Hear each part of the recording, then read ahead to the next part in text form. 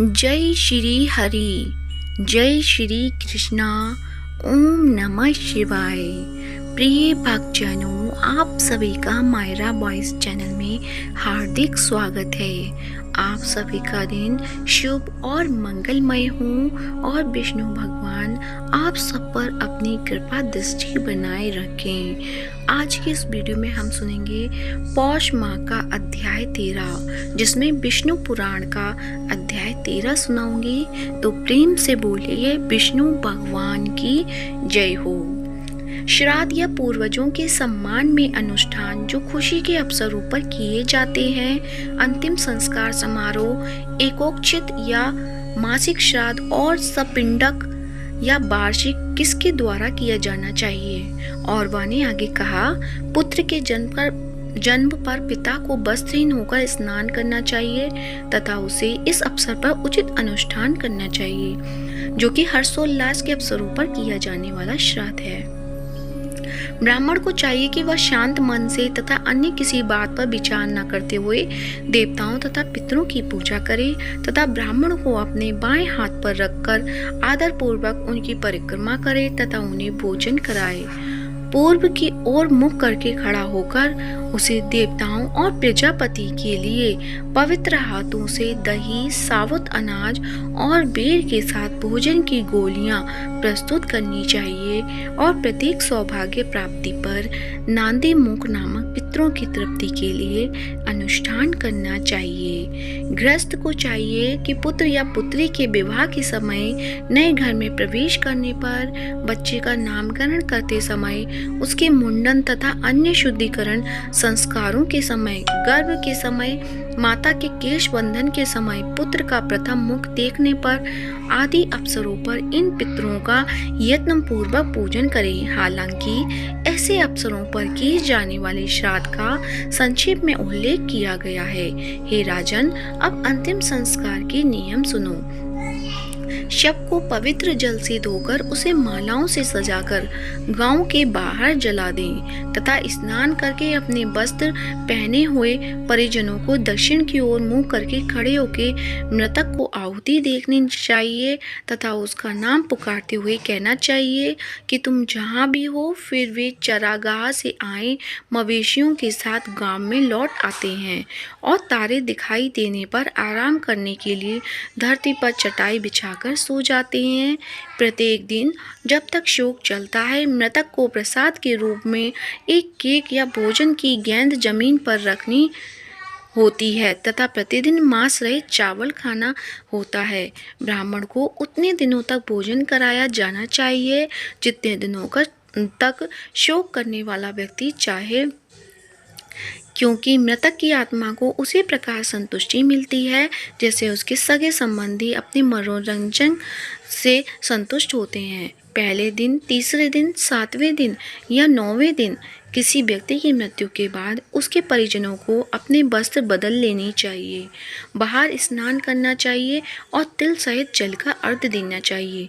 चौथे दिन राख और अस्थियां एकत्रित कर लेनी चाहिए। तत्पश्चात मृतक के साथ अंतिम संस्कार के लिए रोटियां चढ़ाने वाले व्यक्ति के शरीर को किसी उदासीन व्यक्ति द्वारा स्पर्श किया जाना चाहिए जिससे वह अशुद्ध नहीं होता तथा जो लोग केवल जल चढ़ाने से संबंधित हैं, वे कोई भी कार्य करने के लिए योग्य हैं। पूर्व श्रेणी के रिश्तेदार बिस्तर का उपयोग कर सकते हैं, लेकिन उन्हें अभी भी मलहम और फूलों से परहेज करना चाहिए तथा राख और हड्डियों को एकत्र करने के बाद संयम का पालन करना चाहिए। जब मृतक कोई बच्चा हो या कोई विदेश में हो या कोई पतित हो गया हो या कोई आध्यात्मिक गुरु हो तो अशुद्धता की अवधि बहुत कम होती है और अग्नि तथा जल से किए जाने वाले अनुष्ठान विवेकपूर्ण होते हैं। जिस परिवार में किसी परिजन की मृत्यु हो जाती है, वहाँ 10 दिनों तक भोजन नहीं किया जाता है तथा इस अवधि के दौरान दान, ग्रहण, बलि और पवित्र अध्ययन स्थगित कर दिया जाता है। ब्राह्मण के लिए अपवित्रता की अवधि 10 दिन है, क्षत्रिय के लिए 12 दिन है, वैश्य के लिए आधा महीना और शूद्र के लिए पूरा 1 महीना। अस्वच्छता समाप्त होने के बाद पहले दिन मृतक के निकटतम संबंधी को अपनी इच्छा अनुसार असमान संख्या में ब्राह्मण को भोजन कराना चाहिए तथा मृतक को खाए गए भोजन के अवशेष के पास पवित्र घास पर चावल का एक गोला रखकर अर्पित करना चाहिए। मेहमानों को भोजन कराने के बाद शोक करने वाले को अपनी जाति के अनुसार जल, हथियार, अंकुश या लाठी छूनी चाहिए, क्योंकि ऐसा करने से वह अशुद्ध हो जाता है। इसके बाद वह अपनी जाति के लिए निर्धारित कर्तव्यों को फिर से शुरू कर सकता है और अपने सदस्यों द्वारा सामान्य रूप से अपनाए जाने वाले व्यवसाय को अपना सकता है। किसी व्यक्ति के लिए निर्धारित श्राद्ध उसकी मृत्यु के दिन 1 वर्ष के लिए प्रत्येक माह में दोहराया जाना चाहिए, किंतु पहले अवसर पर की गई प्रार्थनाओं और अनुष्ठानों के बिना तथा विश्व देवों को प्रसाद चढ़ाए बिना एक व्यक्ति की शुद्धि के लिए मृतक को भोजन की एक गोली अर्पित करनी चाहिए तथा ब्राह्मणों को भोजन कराया जाना चाहिए। यज्ञकर्ता को ब्राह्मणों से पूछना चाहिए कि क्या वे संतुष्ट हैं और उनकी सहमति मिलने पर यह प्रार्थना ऐसे व्यक्ति मृतक को सदैव संतुष्ट रखे यह प्रार्थना पढ़नी चाहिए। यह एकोक्षित नामक श्राद्ध है जो किसी व्यक्ति की मृत्यु से 12 महीने के अंत तक मासिक रूप में किया जाना चाहिए, जिसके समाप्त होने पर सपिंडन नामक अनुष्ठान किया जाता है। इस संस्कार की प्रथाएं मासिक शोक के समान ही हैं, लेकिन जल, इत्र और तिल के 4 बर्तनों से अभिषेक किया जाता है। इसमें से एक पात्र मृतक को समर्पित माना जाता है। अन्य 3 सामान्य पूर्वजों को तथा पहले पात्र की सामग्री तथा अन्य 3 से हस्तांतरित कर दी जाती है, जिससे मृतक पूर्वजों की श्रेणी में शामिल हो जाता है, जिनकी पूजा श्राद्ध के सभी अनुष्ठानों के साथ की जाती है।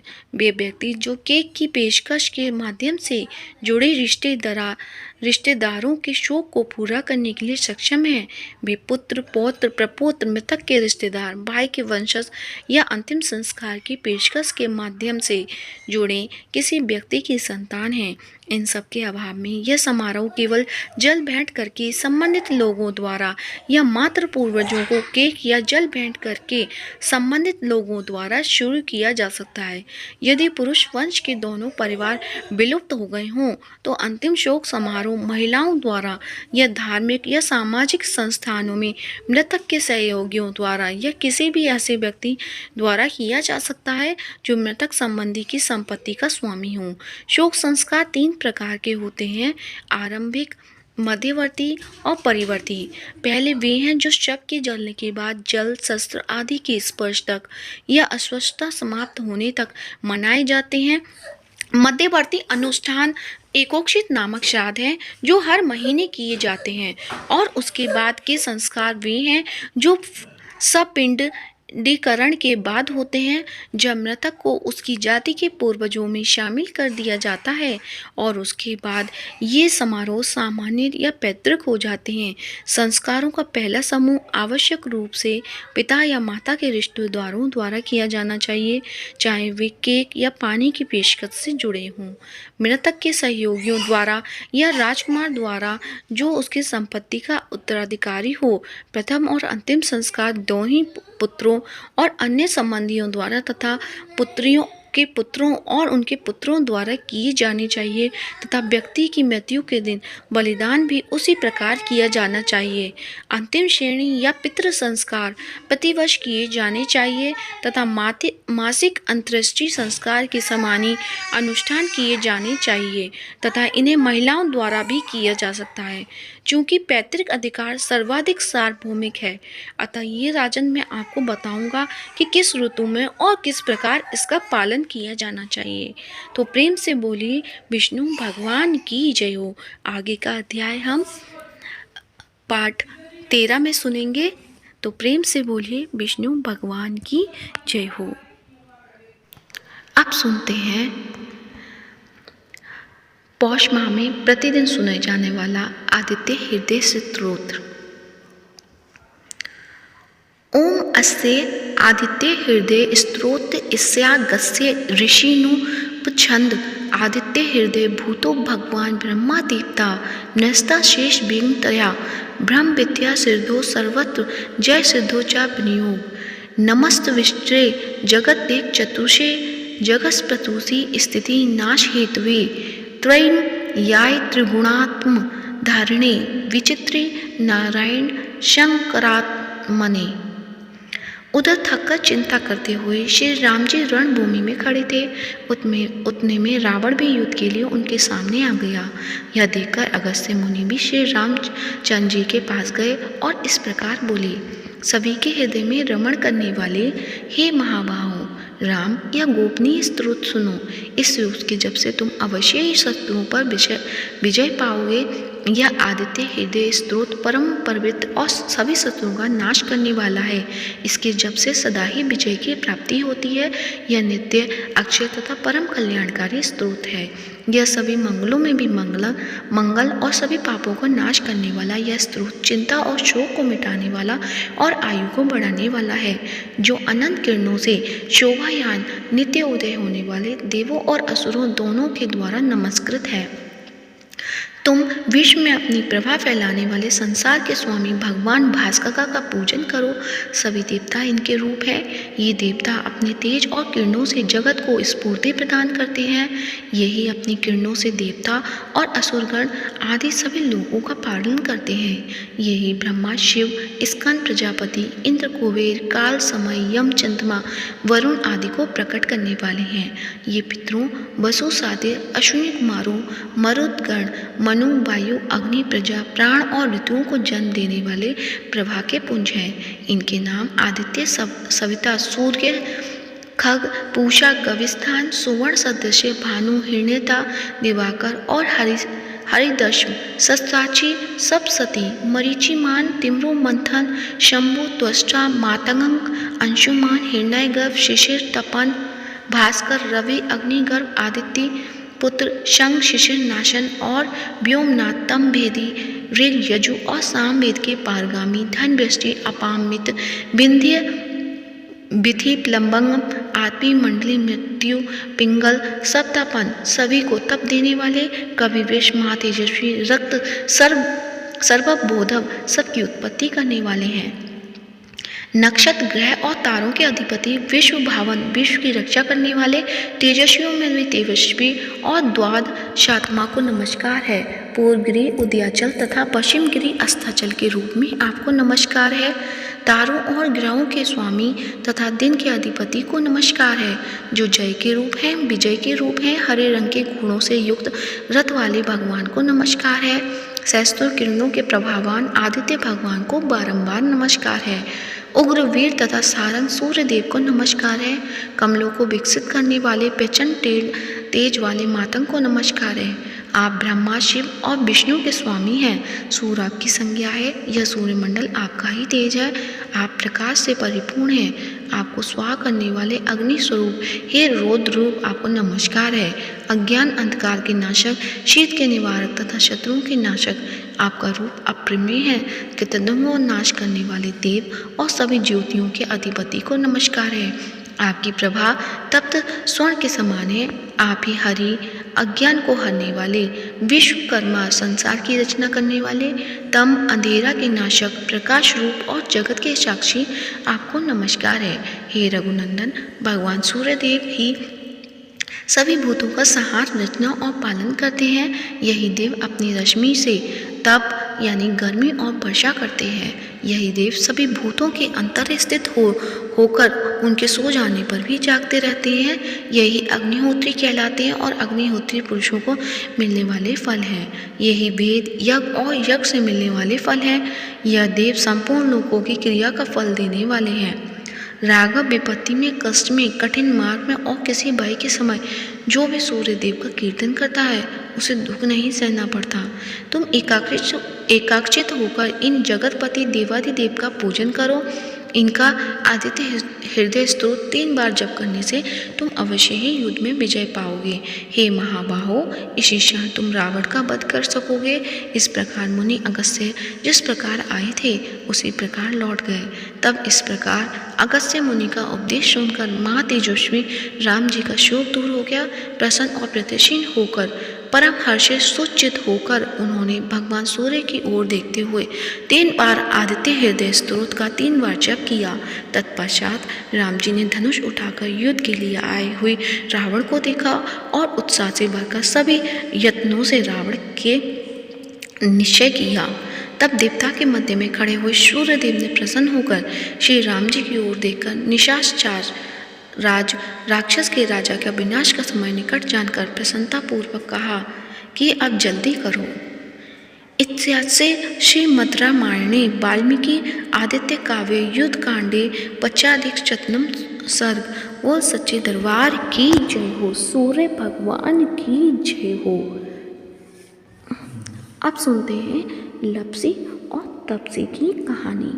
सभी कहानियों के बाद इस कहानी को अवश्य सुनना चाहिए। और यह भी कहा जाता है कि लपसी का फल लपसी को मिले, तपसी का फल तपसी को मिले और हमारी पूजा पाठ का फल हमें मिले। अब सुनिए लपसी तपसी की कहानी। एक लपसी था, एक तपसी था। तपसी हमेशा भगवान की तपस्या में लीन रहता था। लपसी रोजाना 1.25 सेर की लापसी बनाकर भगवान का भोग लगाकर जीम लेता था। एक दिन दोनों लड़ने लगे। तपसी बोला, मैं रोज भगवान की तपस्या करता हूँ, इसलिए मैं बड़ा हूँ। लपसी बोला, मैं रोज भगवान को 1.25 सेर लापसी का भोग लगाता हूँ, इसलिए मैं बड़ा हूँ। नारद जी वहाँ से गुजर रहे थे। दोनों को लड़ता देखकर उसने पूछा कि तुम क्यों लड़ रहे हो? तपसी ने खुद के बड़ा होने का कारण बताया और लपसी ने अपना कारण बताया। नारद जी बोले, तुम्हारा फैसला मैं ही कर दूंगा। दूसरे दिन लपसी और तपसी नहाकर अपनी रोज की भक्ति करने आए तो नारद जी ने छुपकर 1.25 करोड़ की एक अंगूठी उन दोनों के आगे रख दी। तपसी की नज़र जब अंगूठी पर पड़ी तो उसने चुपचाप अंगूठी उठाकर अपने नीचे दबा ली। लपसी की नज़र अंगूठी पर पड़ी लेकिन उसने ध्यान नहीं दिया। भगवान को भोग लगाकर लापसी खाने लगा। नारद जी सामने आए तो दोनों ने पूछा कि कौन बड़ा? तो नारद जी ने तपसी से खड़ा होने को कहा। वो खड़ा हुआ तो उसके नीचे दबी अंगूठी दिखाई पड़ी। नारद जी ने तपसी से कहा, तपस्या करने के बाद भी तुम्हारी चोरी करने की आदत नहीं गई, इसलिए लपसी बड़ा है और तुम्हें तुम्हारी तपस्या का कोई फल नहीं मिलेगा। तपसी शर्मिंदा होकर मांगने लगा। उसने नारद जी से पूछा कि मुझे कोई तपस्या का फल कैसे मिलेगा? नारद जी ने कहा, यदि कोई गाय और कुत्ते को रोटी नहीं बनाएगा तो फल तुझे मिलेगा। यदि कोई ब्राह्मण को भोजन करवाकर दक्षिणा नहीं देगा तो फल तुझे मिलेगा। यदि कोई साड़ी के साथ ब्लाउज नहीं देगा तो फल तुझे मिलेगा। यदि कोई दिए से दिया जलाएगा तो फल तुझे मिलेगा। यदि कोई सारी कहानी सुने लेकिन तुम्हारी कहानी नहीं सुने तो फल तुझे मिलेगा। उसी दिन से हर व्रत कथा कहानी के साथ लपसी और तपसी की कहानी भी सुनी और कही जाती है। तो प्रेम से बोलिए, लपसी और तपसी की जय हो। लपसी और तपसी को अपनी अपनी तपस्या का फल मिले और हमें हमारी पूजा का हमें फल मिले। तो प्रेम से बोलिए, भगवान विष्णु की जय हो। अगर यदि आज की वीडियो अच्छी लगी है तो वीडियो को लाइक करें, साथ ही ज़्यादा से ज़्यादा शेयर करें और साथ ही मायरा वॉइस चैनल को सब्सक्राइब करें और कमेंट बॉक्स में सूर्य भगवान की जय हो या भगवान श्री हरि की जय हो अवश्य लिखें। धन्यवाद। आप सभी का दिन शुभ और मंगलमय हो।